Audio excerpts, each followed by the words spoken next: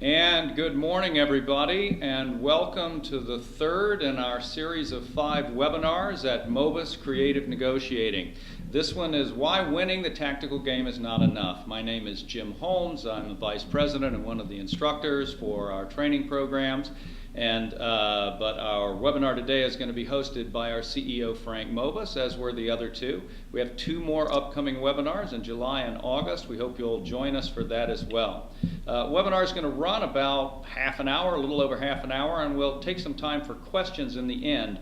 If you look at your screen, you'll notice there's the main camera image as well as our slide deck on the left side of your screen, and then in the bottom of the screen is a chat window. You can type questions in there as we're going, and then after we've basically completed the bulk of the webinar, we'll sort of field some of those questions at the end and try and answer them directly for you. So the whole process will probably take about 45 minutes. There will be some voting, some polls that go on. We're going to do 4 polls. We'd really like you to participate in that. So when I launch the poll, please try and answer the questions as quickly as possible, because we'll use your answers in order to talk about some of the issues that we're going to be addressing in terms of negotiating today. So once again, thanks for attending, and Frank, I think we are ready to begin. All right, good morning, folks. We're going to start off with 2 kind of fundamental questions. First of all, where are the opportunities to negotiate? And as the second part, accompanying part of that first question, can you negotiate anything and everything? The second question is, what are the tactics that you'll use to get there? So maybe we ought to start off talking about what's meant by the term tactics. Do we generally associate tactics with sincerity or with insincerity? We're going to do a number of polls this morning where you'll be voting online. This is more of a visual poll. I'm going to ask you to, and I'll be watching, to nod your head if you think that tactics are an example of people being sincere, or shake your head if you think that they're an example of people being insincere. Yeah, it looks like the no's have it by a wide margin. I think that's common, that a lot of people look at tactics as being almost borderline unethical. And yet, we all use tactics, maybe even without thinking about it, to negotiate our way through life. And we do it to make things easier for ourselves, to get along with people, and just to get what we want. So I want to talk about tactics in personal life to start with. In the last seminar, or webinar rather, the subject was, are you a giver or a taker? We were looking at negotiating styles, and are you giver or taker? We referred to the work of a man named Adam Grant, who's a scholar and author at the Wharton School. And this is, in fact, the subject of his book is exactly that, give and take. And he's really looking at how each of us approaches reciprocation. Do we give more than we take, or do we take more than we give? And I think you can imagine how that ties into negotiation. Well, a few days after that webinar, I was reading the Sunday New York Times, and there was an op-ed piece by the same Adam Grant on a different topic, but ironically, it ties into this week's webinar. The title of his article was, "Unless You're Oprah, Be Yourself is Terrible Advice." So then I wrote and posted a blog on his article. And so let me just summarize real quickly. Grant started his article with a very interesting question. And the question is this: don't we go further in life if we follow the advice to be yourself and display authenticity? Well, it turns out maybe not. Grant cited an experiment by a writer named A.J. Jacobs. And Jacobs decided to find out what would happen if he went a couple weeks being authentic AJ. In other words, letting people know exactly how he felt. So among other interesting things he tried, he went to his kid's nanny, and he told her that if his wife ever left him, he'd be very interested in dating her. And then he told his in-laws that spending time with them, especially at the dinner table, was actually quite boring. Well, his conclusion was that pure authenticity is medicine that's a little too strong for most people to take. Instead, what he concluded is, you know something, deceit is what makes the world go round. That without lies, marriages would crumble, workers would be fired, egos would be shattered, governments would collapse. Armageddon. Now, the way I put it, instead of saying, well, that we need to be completely authentic, we use tactics to play the game of life. Most of us don't resort to tactics to exploit or deceive people, although there are some folks who will use tactics that way. But even for the most honest among us, people rely on interpersonal tactics to avoid offending each other and to work together more productively. And this is in business and in life generally. So I don't want to say that tactics are deceitful. I mean, I'd rather use different verbiage and just say that we use tactics to be diplomatic and discreet, sort of like a creative use of facts. For example, I'm sure many of you out there have run business meetings. Have you ever had someone bring up an idea that's not quite completely on message? In fact, it leaves everybody wondering, what the hell are they talking about? Now, you can try to be completely authentic and say, my God, are you out of your cotton-picking mind? Or you can take some heat off the other person, not embarrass them, and try to actually nurture the conversation without agreeing by saying, well, that's a unique way of looking at the situation, but my idea happens to be a little bit different from that. Again, let them off the hook. Let things develop a little more in a sort of more calm way. Now, along the same lines, I'm sure many of you have traveled to Japan on business, maybe some as tourists. Here's the question. Are Japanese people generally direct and straightforward, where they'll tell you exactly what's on their minds, what they're really thinking? If you talk to people who've gone to Japan, the overwhelming consensus is they're not at all. Now, is that because they're deceptive and untrustworthy, or is it something else? Well, I think it has to do with something else. I don't think it's because people are so deceptive in Japan. In fact, it's just the opposite. I've been told this by a few different people, that if you're walking down the streets of Tokyo and you have the equivalent of a $50 bill in yen, and you go to put it in your pocket and you sort of miss, and you get your next destination and realize, oh my God, I dropped that 50 bucks on the street. And you go to the local police station and you can remember where you were and when it happened and what the amount of money was. There's a very good chance they'll hand you that money. Not because it's a policy of the Japanese government, but there's a very strong probability that somebody who found it would actually take the money they found on the street to the police station and turn it in. So apparently Japan has a lot more givers than takers in their society. And yet, here's the interesting thing. If you invite a Japanese person in, say in Tokyo or Osaka, over to dinner, and they already have other plans, they won't say no. That's considered too rude.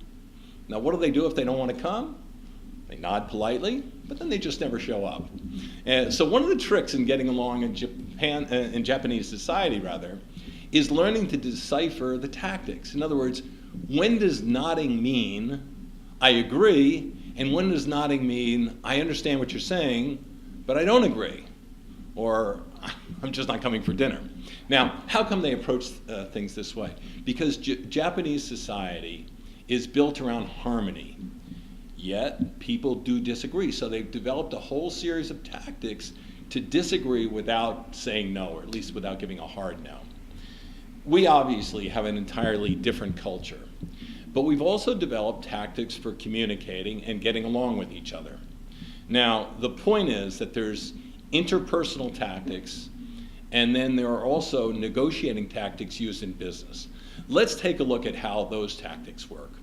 We're going to start with the most basic negotiating situation, but one you get involved in from time to time, and everybody gets involved in this, which is shopping retail.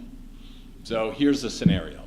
You're going to Lowe's or to Home Depot to buy a lawnmower, or to Macy's for a sofa, or to Best Buy for a TV. Let's take the last one. You're going to buy a large screen smart TV at Best Buy, and it's got a $24.95 price tag. The question is this: would you try negotiating that price? This is the first poll we're going to do. Great. Okay, so now we're going to do our first survey. So hopefully you'll enjoy this. So I'm launching the survey now, and the question is, will you try to negotiate the price of a $24.95 smart TV at Best Buy? People are saying yes, and people are saying no. We've got about 52% of you participating. We'd like to get it up to 80%. So those of you that haven't voted yet, please vote. Getting closer. Closer, 72%. We'll give it just another second if any of you would take the time to vote that haven't voted yet. And continue, please. 76%, oh good. We're getting a few extra, a little more. And I guess that's close enough. So we're going to end the voting now, and I'm going to share the results so you guys can see it. So it looks like 52% of the people said yes, and 24% said no. Yeah, and then 24% did vote. So in any case, it was by about a 2-to-1 margin. People said yes, they would try to negotiate the price of a smart TV at Best Buy. Congratulations. Now the question is this: are you a typical group? Do you think most Americans would approach it this way, or would most people do it somewhat differently? So here's our second poll. What percent? Okay, Jim. Good. So, all right. So now, second poll is going to be what percentage of Americans will try to negotiate a firm price item in a major retailer. You have 4 opportunities to answer here: 90% or more, 50%, 10% or less, or our final answer is if the salesperson says this is the last one in stock, an typical American will say, "I'll pay $26.95. You let me have it now, please." All right, we got about 55% participating, and give you a little longer to vote. Think about it. Got about 60% now. 62. Oh, you're being thoughtful. You're all being very thoughtful. You want to get the right answer. Only 66%. Good. If you're still there, give it a little longer. 70%. Excellent, excellent. A couple more.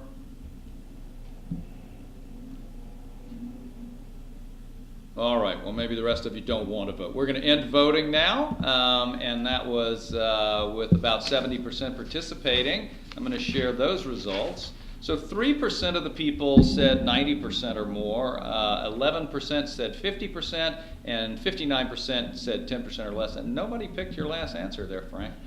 All right. All right.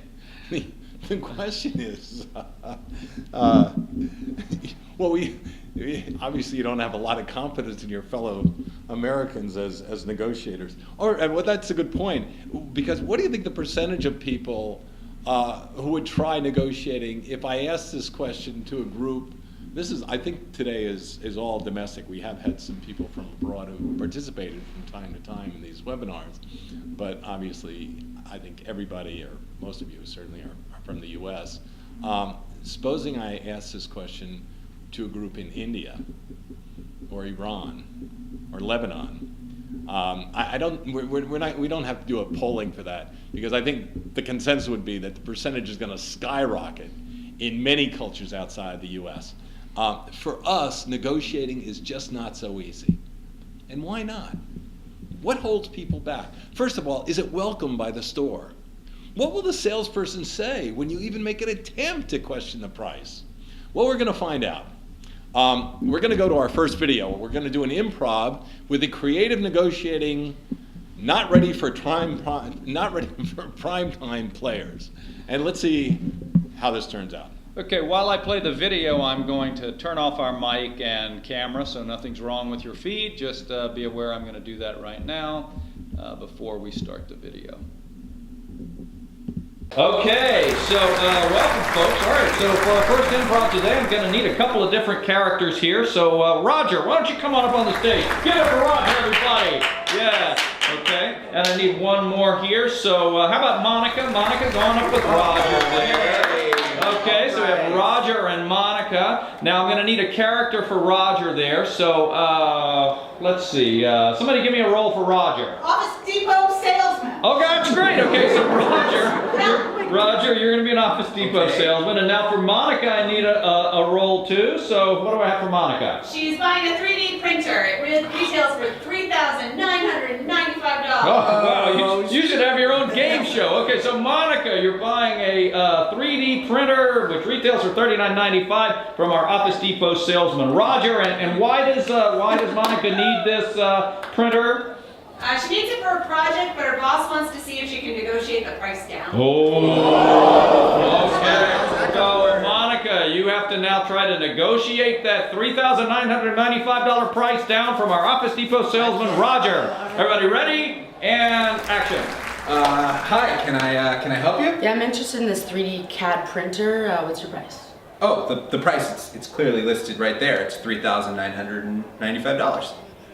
Gee, is it possible that maybe we could get a better price? Better than the price that we printed and put on the, that is the price. $3,995. Yes, but I thought maybe we might be able to negotiate. Negotiate? No, our prices are our prices. We don't negotiate here.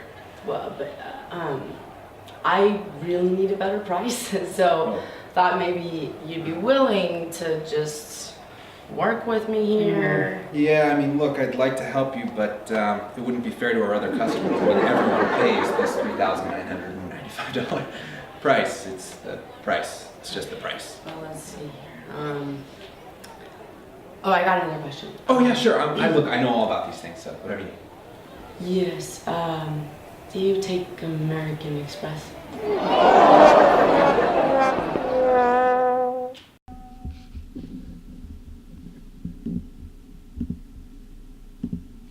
And we should be back now. So we are up and running. So Frank. The question is this: Did you see any tactics come into play?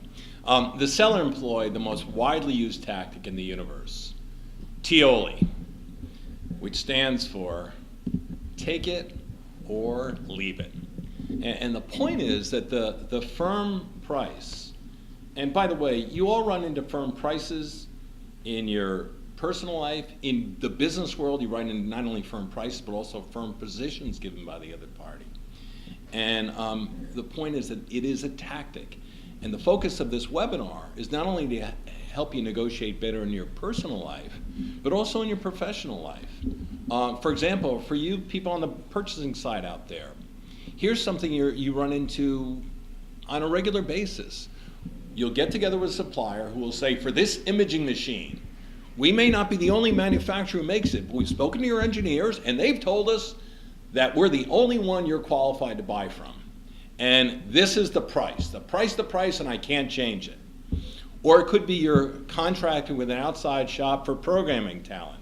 And they'll say the rate for our C++ programmers is $200 an hour. They have unique skills, the demand for them is high, and there's nothing I can do about our rate. It's similar for those of you on the sales side. We'll run into firm price offers.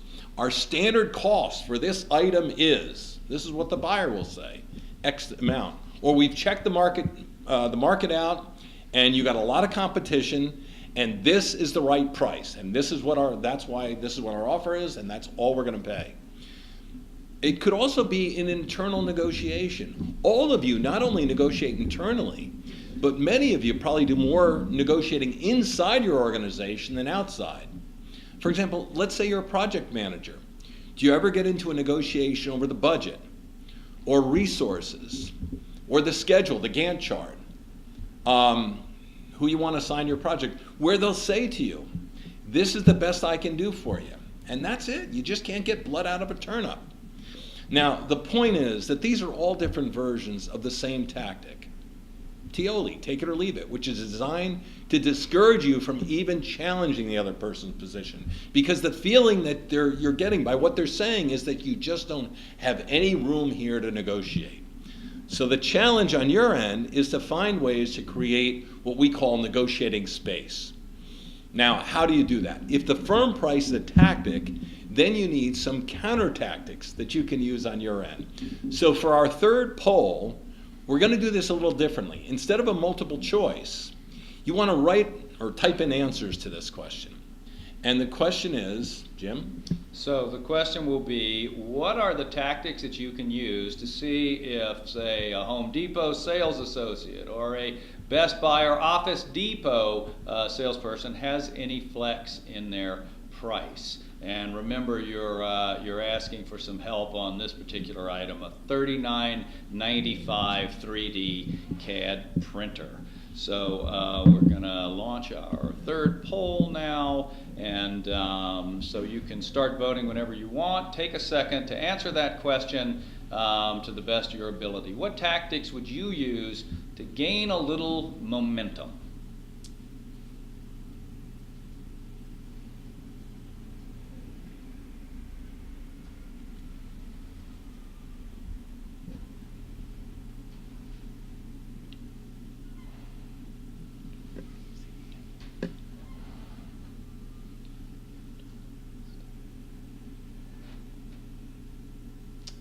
So Frank was asking me, do we see your answers? We have to stop voting. We will share some of the results afterwards. So we got about 20% of you are voting now, 24.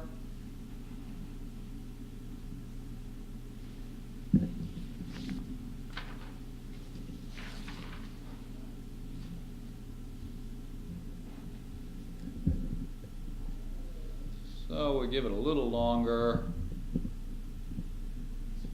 By the way, we want to thank those of you that are here. This is a great turnout for our webinar today. We're really excited to have you all and appreciate all of you voting. Good, we got a big jump there. About 60% of you have voted.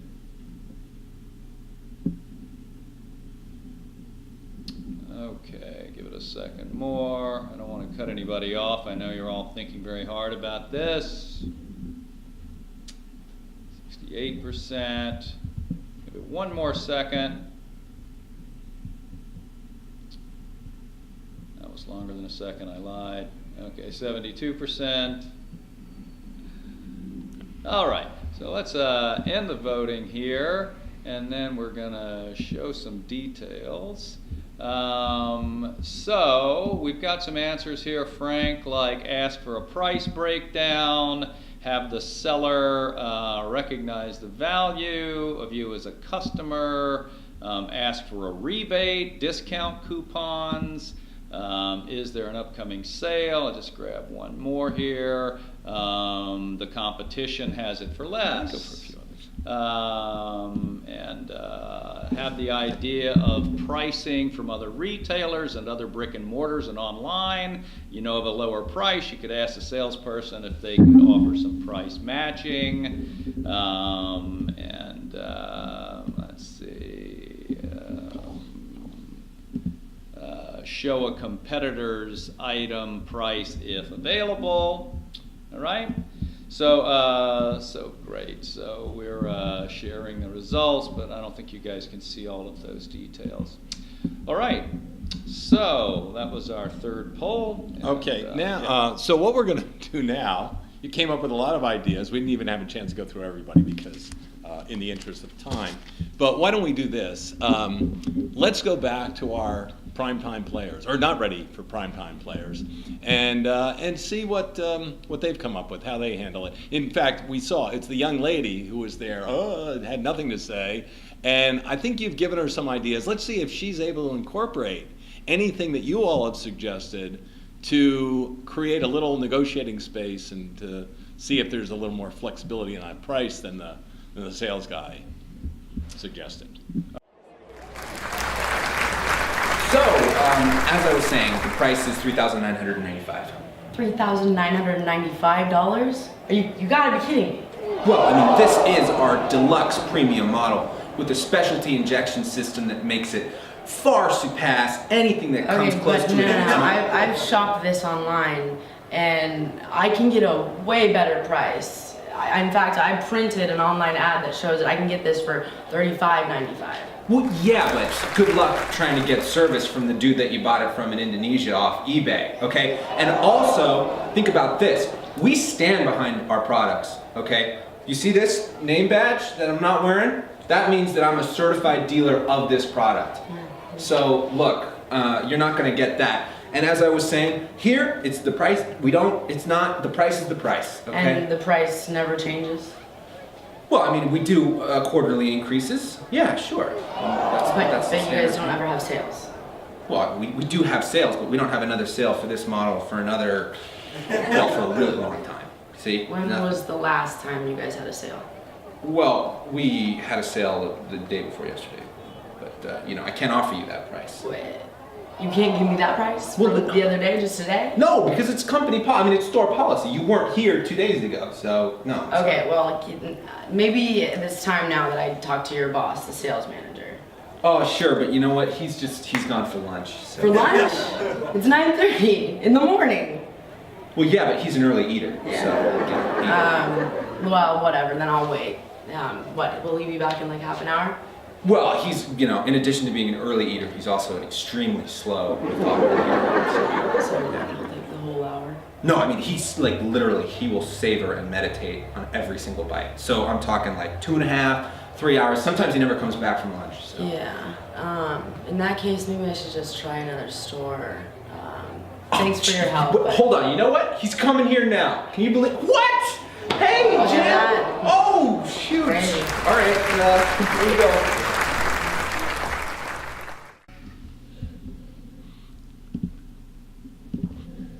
And we're back. Thanks for your patience with that little technical glitch there. I'm glad that we were able to survive it. So all right. So let's go back to Frank now. Okay, well, keep in mind, in the interest of time, we compress these tactics, but kind of gives you a general idea of a few of them. Let's give a short rundown. First of all, there's a flinch. What? That much? Oh, mercy! Your price just about gave me a heart attack. Secondly, which a number of you brought up, which is creating options. And this is an important point for negotiating generally. You never want to walk into a negotiation without options in your back pocket. Sometimes they're referred to as a BATNA, the best alternative to a negotiated agreement. Don't let them know that they're the only game in town. In this case, hey, I just saw this model advertised for less. Could be another store, could be online. And by the way, here's the ad. So it gives your claims and makes them sound more legitimate. Timing. Now, people often do think they ask, when's it going on sale? But they forget to ask the other side of it, when was it last on sale? Now, if the future or sale period is not too far distant, can you often get that sale price today? Well, only if you ask. You got to ask for it. We then saw her take on higher authority. The question is, why do you have a better chance of getting a concession from my boss, if I'm the frontline salesperson, than from me? And there's a lot of reasons for it. First of all, they set the policy, they can make the exceptions to the policy. Very often what you're asking for seems like an arm and a leg to me, seems much less significant to somebody higher up in the organization. And they just don't want to hassle and they don't want to lose you as a customer. And ultimately, the other tactic that we saw her use was walking out. And this is really the strongest way to test the other person's resolve in any negotiating situation. Now, I'll go beyond that to say this. Walking out of a negotiation is not hard. What's the hard part? Walking back in. So there's a lot of other tactics we can talk about how you come back into a negotiation, which you yourself have walked out of. But the point is that these tactics all work. Now, a question I often get is, well, do they guarantee you a better deal every time? The answer is, of course not, because you can't ever tell what all the other person's motivations are to get any particular deal. If people are lining up to buy your product and overbidding your asking price, would you give me a discount? Your approach would probably be, look, we heard him say in the little skit, the price. If you don't want to pay it, you can go fly a kite or pound sand. So tactics don't guarantee that you're going to get a better price or a better deal. But they do guarantee you'll be much better able to test the other person's resolve, to see if they have flexibility. So these tactics do work, and they are an important part of the negotiating game. But what's the title of the program? That a tactical approach is not enough, for two reasons. First of all, is the way we tend to look at negotiation. What people generally want to get out of better negotiating skills is what? Saving money. Buyers want to know what are the tricks of the trade, the leverage tactics, by which I can get bigger and bigger discounts. And for the sellers, same thing on the opposite side of the table. They want to learn the kind of tactics they can use to keep prices up. Now, the most, I think, important thing I have to say today is this. Don't make the main goal of the negotiation saving money. I mean, that's fine as a general objective, something sort of playing in the background, but it shouldn't be the immediate goal. If you want to optimize the money you save when you negotiate, the goal should be to make better agreements, to make a better agreement. Or else you may run into the situation that was related to me by the VP of supply chain from one of the largest procurement organizations in the United States. What he said to me is that his purchasing folks will often come back and brag about getting huge discounts. But after looking at the contract, he concluded, yeah, they got a great price, but they wound up with a lousy deal. Why? Because they left things out. Now, here's the question. Related to the little negotiating scenario we set up with our players, could you, if you were in the position of the young lady, could you come back to your boss and say, look, the listed price on that 3D printer was $39.95. I bought it and I paid $42.95, and have your boss, have him or her say, you know something, you did a great job negotiating. Now this leads to our next poll. Are there non-price concessions you could ask for on the 3D printer? Sorry, Jim, go ahead. No, that's okay. So this will be our next survey, and it'll be like the last one where you'll get to answer a short answer question. And the question is, what are the other non-price concessions, besides the ones that you heard, or if you remembered those you could put them as well, that you could ask for on a 3D printer? What could you ask for in return rather than a reduction in price? Things that would make a better agreement for you in purchasing a printer. And we'll do this as before. We'll try and get as many of you to participate as possible.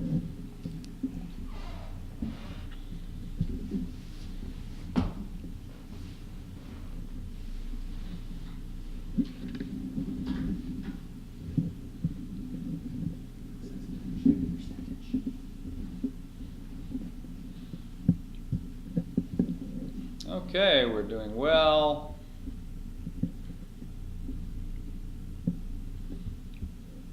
We'll give it a little more time.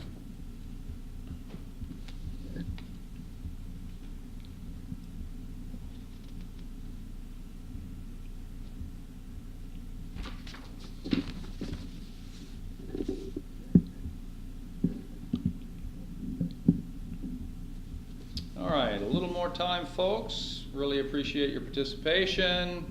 And all right, so we're going to end the voting in 5, 4, 3, 2, and 1. Great. Okay, so here are some of the answers that we got here. Frank, so extended warranty and supplies is one, ink cartridges, gift cards, paper and other materials. Let's see, we grab some others. Free shipping.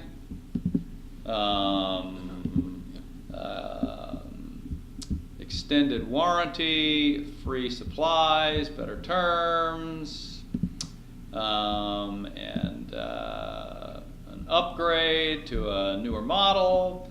So those are some of the various answers, Frank.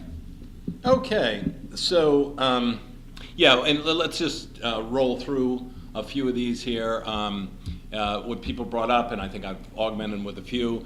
I couldn't anticipate everything, but you did actually come up with most of what I anticipated. One is the payment terms. You pay the price, but don't make the actual payment for 6 months at 0% interest. Warranty, which could be getting extended warranty or a more robust warranty, one with better coverage. And you can see, by the way, how this applies not just in shopping retail, but it certainly applies with many large capital equipment purchases, for example, like warranty, or I'm sorry, with delivery rather. If it's not included, then that's another one to ask for. And not only delivery, but also the installation and the setup. Hauling away the old one after they set up the new one. You get the new one in there and nobody knows how the hell the damn thing works. So getting training, have someone come in from the manufacturer and conduct a little in-service for your people. People mentioned the free ink cartridges, and that's just along the lines of a whole number of different accessories you may get thrown in on the deal or included at some kind of significant discount. It could be an option to upgrade this one when the new model comes out. Now these are just a few of the non-price concessions. We could keep going and talk of others, like getting a service contract at a discount, special features on this machine thrown in at no cost. But again, today's discussion works on two levels. On the level of shopping retail, where there's plenty of opportunities to make a better deal, but more importantly in the business world. And this is a concept that is not foreign to anybody. It's referred to where you pay a higher price, but you get a lower TCO. And many of you are well familiar with that term, which is total cost of ownership. Now the question is, how do you get there? How do you pay a little more money and get a lot more value? And it's through a tool that we've developed, which we call value mapping. And this, by the way, is going to be one of the main points in our next webinar, how value mapping works. And it really means, how do you figure the elements of the deal that can be adjusted to better suit the needs of both sides? And this is a way not only buyers, but also people on the sales side can make more creative deals. For example, I just worked with the salespeople from a software company, and in their vertical right now, the market is down. In fact, the market is way down. And the only way they compete is by getting creative and finding new value opportunities. So what I'm saying is that to get a better deal, you have to be thinking strategically as well as tactically.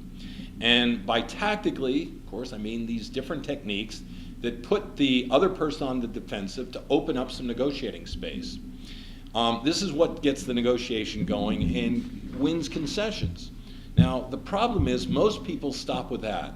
But the reason that we say tactics are not enough is because the bigger win is by thinking more strategically, making a more creative deal that goes beyond price alone, where the objective shifts from claiming value to creating value. So just to summarize what we've talked about so far, the theme is that the tactical approach to negotiating is important, but it's not the whole story. And in fact, if you define negotiating as just winning the tactical game, which tends to be price focused, you can miss out on the opportunities to make a better agreement, where you're not just trying to get more value that comes at the other person's expense, but where you're actually generating value through the negotiating process. All right, now I said that there were two reasons why we're talking about tactics aren't enough. One is that you've got to look at the negotiating strategically, but the other has to do with our mental models and how they hold us back from negotiating even on the simplest level. For example, the simplest level in challenging a firm price or firm position is just to ask. Now that doesn't take a lot of sophistication to ask for a discount or for any other kind of concession. All right, so I've told you the tactic, ask. All right, let's move on. A lot of you are sitting there saying, well, hold your horses there, Frank, that's not so easy. And the reason I know you're thinking that to yourself is because people bring this up all the time when I do a training for companies. And my response is, relax. You're in good company. It's not just you. It's not easy for any of us. And for some, it's damn near impossible to ask for things. In fact, someone the last time we were doing one of these webinars asked an interesting question. What's the difference between the way men and women approach negotiating? And I said, this is not my area of specialization. But the person who does specialize in gender differences in vis-a-vis negotiating is a lady at Carnegie Mellon named Linda Babcock. And the thesis of her idea about it is contained in the title of her book, which is simply "Women Don't Ask." And the only thing I'd add to that is, well, men don't ask so much either.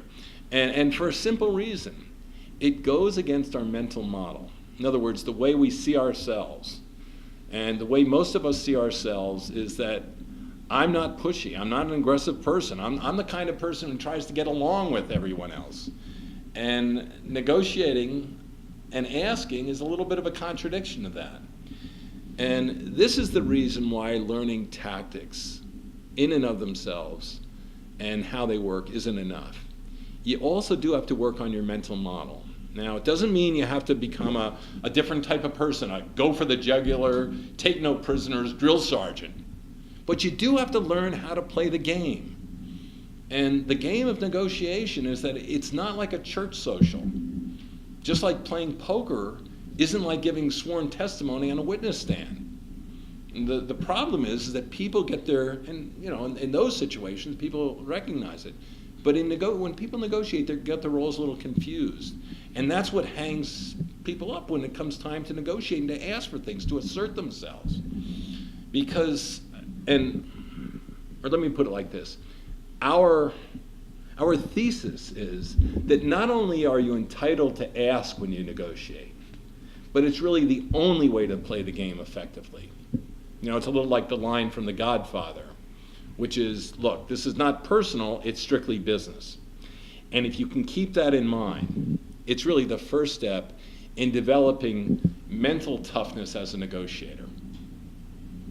Because negotiation in that way is like any other game you play.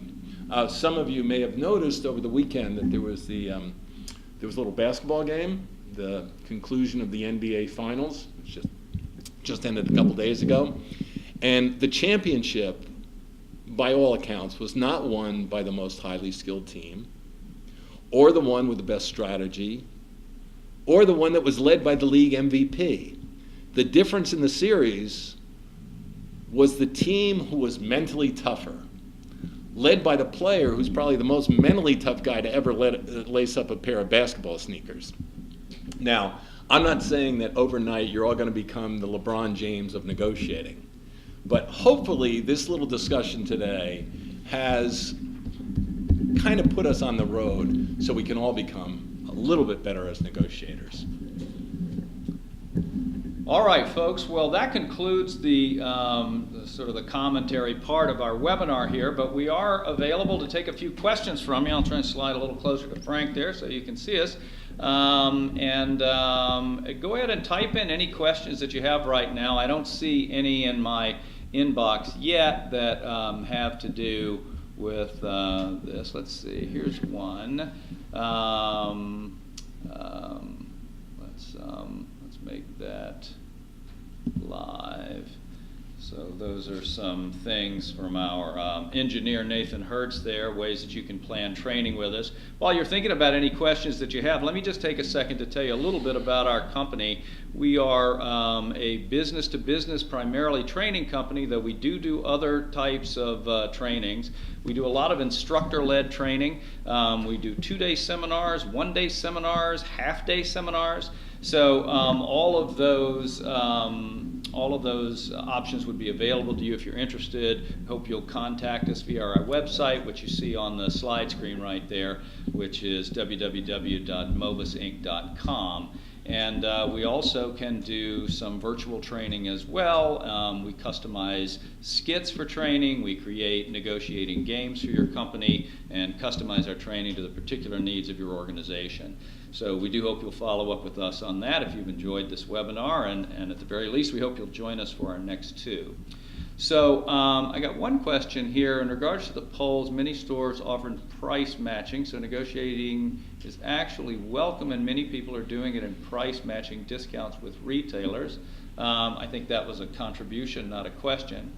So I'm going to give you just another couple of seconds to see if anybody else has any questions here to add. I'm watching to see if anything is coming in. Yeah, let me, Jim, if I might. Yeah, go ahead. Comment on that comment. Yeah. Which is that I've been teaching this subject for many, many years.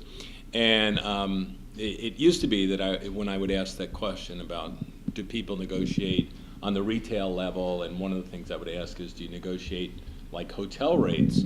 And very, very, very few people would say that they would do that, and that they didn't think it was really possible. And now that and many other things have become wide open to negotiation.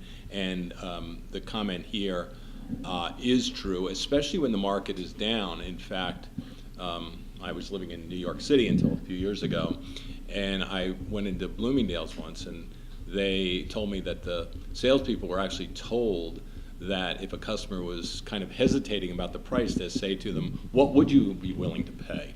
So that was a completely different approach. And I think one of the reasons for that is as we've gone to a global economy, and there's so many prices out there that even retailers have become much more cognizant of the fact that the price that they're offering today may not be the best price for any particular customer. And so most people just pay the price, but people that question it will sometimes find just by questioning they can get a better deal. Yeah, and I just pick up on that to say that one of the things that a lot of big box retailers are realizing now is that even though America is typically operated on a firm price basis, that they're realizing that variable prices actually create some satisfaction for people, and they're giving their retail sales staff a little bit of flexibility in price in ways that they haven't done before. So things are changing a little bit in that regard. We have a question here that says, can tactics undermine trust in a long-term relationship? I'll pass this off to Frank, but I'll say that I think we're going to cover that in the next two webinars, and also that whether it undermines trust or not is certainly a possibility, but tactics do have to change as you move into a long-term relationship. You want to talk about that a little bit? Yeah, I mean, we've mentioned before, and we can't put this up in every webinar, but we certainly have talked about the fact that there's different kinds of negotiations, and what we've been talking today is really a bargaining, sort of the bargaining mode. But there are actually, even here, we start to get into doing a little bit more creative deal making, and that's sort of the second mode of negotiation. And then the final, or the highest stage of negotiating, has to do with establishing a long-term relationship. For each one of those modes, there are a set of tactics to go with them, and the tactics in relationship building not only are different from the tactics that are used in bargaining, but sometimes they completely contradict those tactics. For example, in bargaining, and let's talk about a business-to-business situation, you have to be very careful about the information that you reveal. That if you say too much, you can and reveal your vulnerabilities, the other person can take advantage and get concessions out of you that otherwise you wouldn't want to give up. Well, when you're trying to make a more creative deal and to build a more solid long-term relationship, you can't just clam up. You have to open up more and be more forthcoming about what your needs are, and find out what their needs are and what their resources are, so you can come up with a better matching of the two, and that's the way you really generate value. So that is a good question. That the hard bargaining tactics, if you overuse them, it can make it very difficult to get into the more creative side of negotiating. Well, Frank, I think that you did such a good job delivering Covered your everything. webinar that nobody has any more questions. Yeah, covered it all. So we've gone about 50 minutes, folks, and I think that was maybe 5 minutes longer than we meant to go. So anyway, we hope you'll join us for our next webinars. Check out our website, look for the date, sign up. And please call us if you have any negotiating training needs in your organization. We'd love to talk to you more about how we can accommodate those needs and help you get the most out of your buyers and sellers and project managers and even your engineers in your organization in order to generate more revenue for your company. So thank you so much for attending, and Frank, well done. Thanks, folks, for tuning in. Yes. Bye-bye.